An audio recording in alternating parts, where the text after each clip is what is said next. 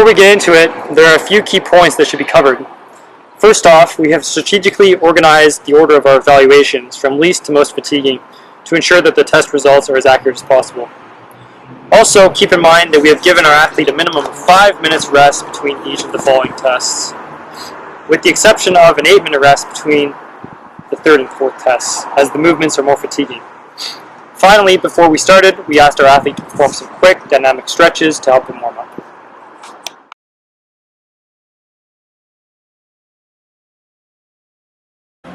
For our first test, we chose the vertical jump test, which is a good indicator of muscular strength and power. To administer this test, we are using a Vertec measuring device. To begin, simply align the pins and have the athlete stand directly beneath it. With feet flat on the ground, have the athlete reach as high as possible and displace as many pins as they can. Record the height as it will be needed for later. Next, reset the pins and have the athlete stand slightly farther away from the Vertec so they don't accidentally hurt themselves. Now instruct them to jump and reach as high as possible with their fingers. Record their jump height and subtract the earlier standing reach height to determine your athlete's score.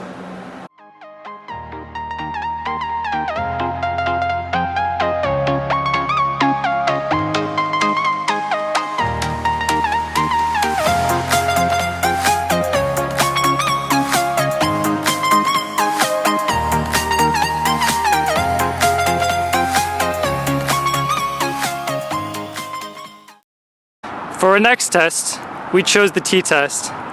The T-test is a relatively non-fatiguing test that includes both speed and agility components. To run this test, we used 4 cones, a tape measure, and a stopwatch.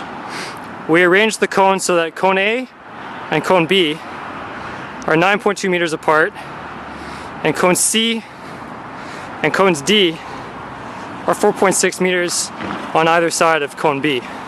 The athlete will start at cone A and have their torso pointing forwards for the entirety of the test.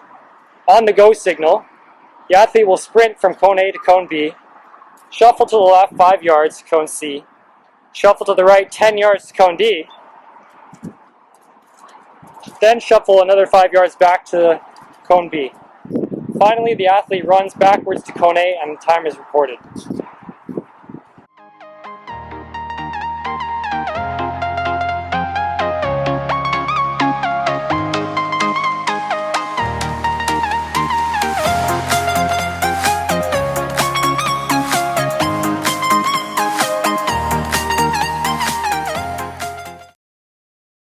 For our third test, we've selected the push-up to fatigue test, which is a good indicator of muscular endurance. Begin by having your athlete start in a standard starting push-up position, and whenever they're ready, have them perform as many push-up repetitions as possible. It is important for the recorder to note that repetitions where the upper arms aren't fully parallel to the ground won't be counted. When your athlete can't do any more reps, record the score.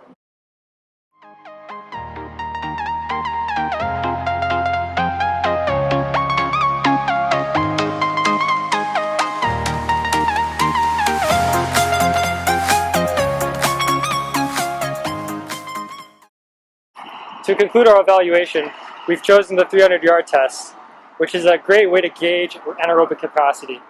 To run this test, we've used 2 cones, measuring tape, and a stopwatch. Setup, we've placed 2 cones, 25 yards, roughly 23 meters apart. On the go signal, the athlete sprints from the starting cone to the other cone and back as quickly as possible. This is repeated 5 more times, and the athlete's time is recorded on his arrival back to the cone after the 6th lap.